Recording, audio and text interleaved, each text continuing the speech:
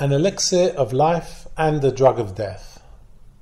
The concept of evolution of existence and of all beings both depresses and elevates our spirits. Within ourselves, an elixir of life and a drug of death are immersed together. When we turn to the past, we see the degradation that had existed then. We also see that as we stand now, morally, intellectually, physiologically, we surpass that past. Then, in one regard, our mind grows self-satisfied. Our moral restraints grow feeble. Regarding our present moral level, we claim, when struck by the evil spirit of some desire, that it is beyond our measure, much more than can be expected of creatures like us, who come from an animalistic nature and a coarse wildness. In contrast, the outlook of evolution relating to the future exalts and elevates us, literally, to such a moral height that it is right that we think of ourselves in accordance with our understanding of the greatness of humanity at the beginning of its existence, of humanity's divine dwelling place before its exile in that primeval era from the Garden of Eden. The more that we rise in knowledge and wisdom, in learning Torah and in good character traits, the more does our moral sense, intellectual and imaginative, soar. We proceed to the future, automatically and continuously. The concept of evolution acts upon us, straightening our ways and supporting our moral faculties, until we enter palaces of holiness and purity with supernal might, filled with the power of God. Then, the outlook of the past girds us with the strength of fear. We consider in our hearts the terrible degradation of the past. We feel that if we disgrace our ways, we may fall back to that same dark degradation, rather than, by rectifying our ways and actions, private and communal, beholding a great light that shines forever, rising without end, substantial before us. Our soul yearns for total goodness. What causes the continued presence of the idea of the existence of evil in the world? Our point of view should be able to rise to a reckoning of a clear and inclusive world. It should be able to observe a totality that is good and complete. The idea of the existence of evil is merely a diminution of the illumination that is filtered through various levels. As a result of that diminution, the soul asks, why can't everything be exalted, completely good and great? We might respond that a division into levels is necessary for the improvement of the world. But by saying so, we appeal to the idea of impossibility. We are claiming that it is impossible to bring about perfection without division into levels.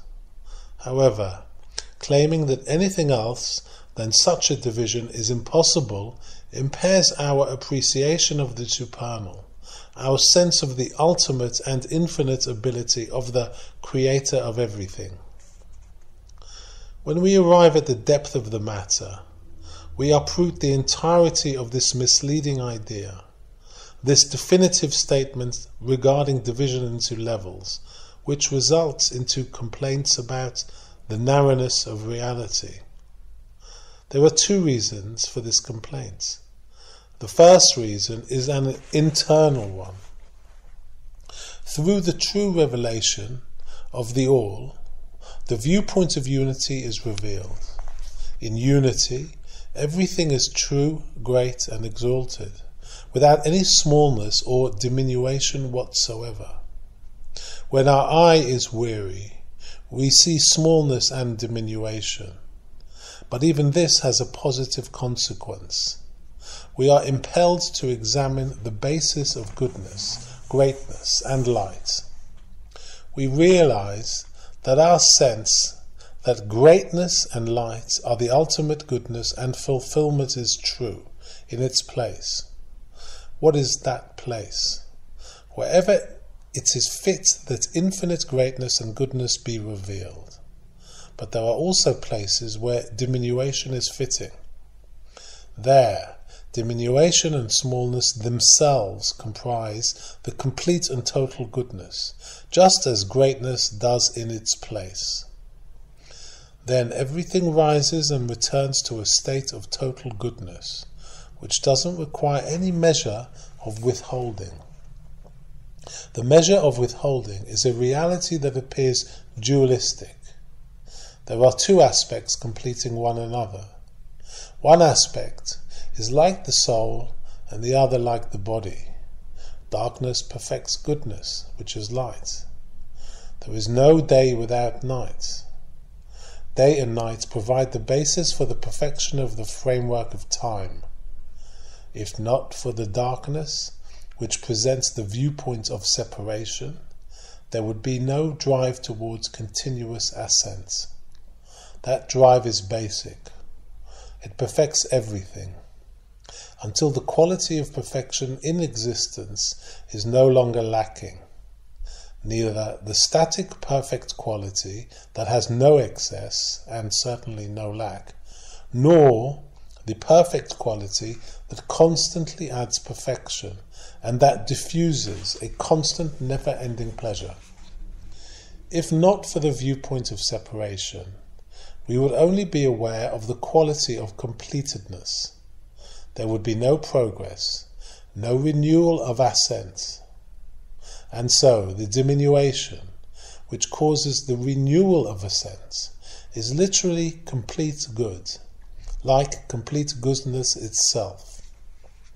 From the aspect of that diminution's ultimate supernal infinite perfection, it has no connection to addition and ascent. There remains only the feeling of pain and sorrow. We ask regarding this feeling, why does it exist? Sorrow is ameliorated in two ways. The first is by accepting suffering with love. That is the level of supernal consciousness.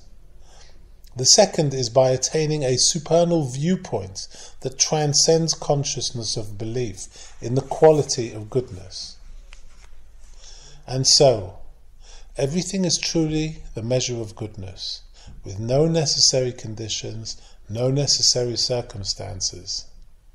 This will certainly be revealed in the messianic future. At that time, we will make the blessing on everything, whether apparently good or bad. He is good and does good. At that time, God's name of compassion will be pronounced just as it is written. Nevertheless, there are viewpoints that give credence to this withholding, with a proper appreciation for the supernal honor. These viewpoints have their place once darkness exists. To the degree that these viewpoints reconcile our consciousness, their essence comes from the supernal light of truth that shines on those viewpoints. All the bitterness and pain that we feel in those viewpoints comes from the foundation of darkness. That darkness, however, is continuously transformed into great light. The power that turns the universe. In the world, there exist gradual development and sudden leaps. There are soulful people whose character of leaping forward is stronger than their gradual growth. This is the character of Jews, deeply influenced by the concept of teshuvah, yearning for the most exalted realities. Their surroundings and conditions may not be in concert with that. Nevertheless, their powerful yearning is the power that turns the universe and gives forth the best wealth that can be found within life.